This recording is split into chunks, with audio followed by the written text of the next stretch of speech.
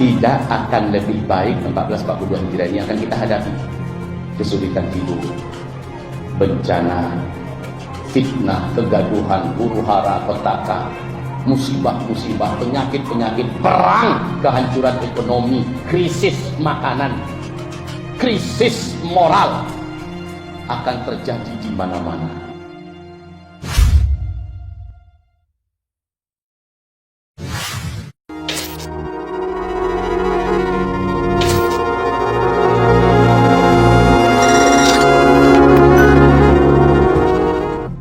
Ujian kita 1442 ini hebat.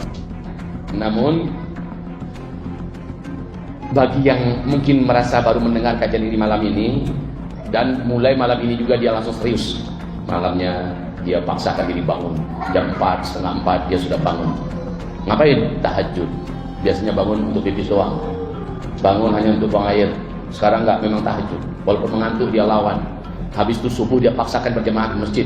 Kemudian dia lawan kantuknya, dia tidak keluar dari masjid sampai terbit matahari, dan dia laksanakan zikir di antara waktu itu. Kemudian setelah matahari terbit, lewatkan 15 menit, langsung dia sholat sunnah 2 rakaat demi mendapatkan pahala umroh dan pahala haji secara penuh. Setelah itu baru dia keluar rumah. Di rumah dia incar-incar waktu duha. Apalagi masa-masa orang lockdown kemarin Pak ya, sulit untuk keluar, dia bisa full ibadah.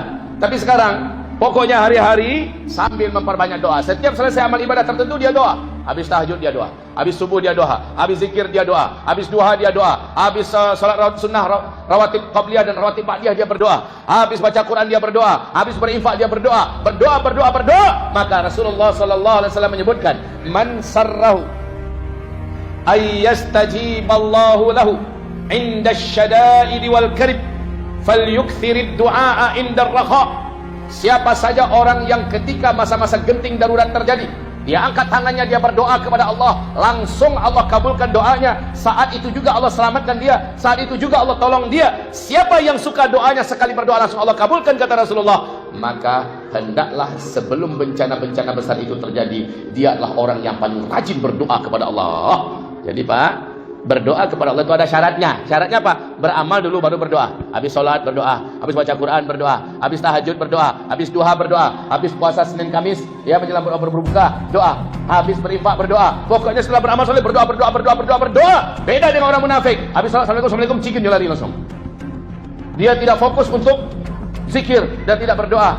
Qalilan ma yadhkurun, sedikit sekali mereka berzikir. Kalau kita tidak, kita perbanyakkan doa, nanti pas ketika petaka besar terjadi, buruk negeri sabui, gampo gadang terjadi pada kota kita Pekanbaru, tabalah kota Pekanbaru. Saat ini kita butuh pertolongan Allah. Kita berdoa, ya Allah selamatkan kami sekeluarga.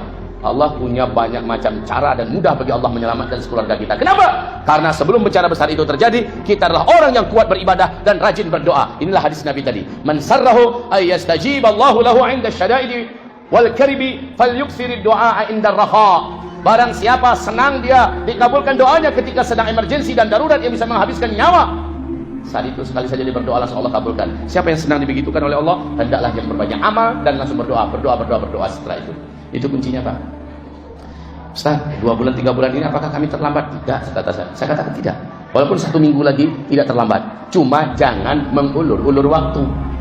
Saya khawatir Bapak Ibu, kebiasaan mengulur waktu ternyata penyebab orang banyak menyesal. Cibo kalau den dulu memperbanyak amal, cibo kalau den dulu banyak berinfak, cibo kalau den dulu banyak beramal soleh, banyak berdoa. Coba kalau saya.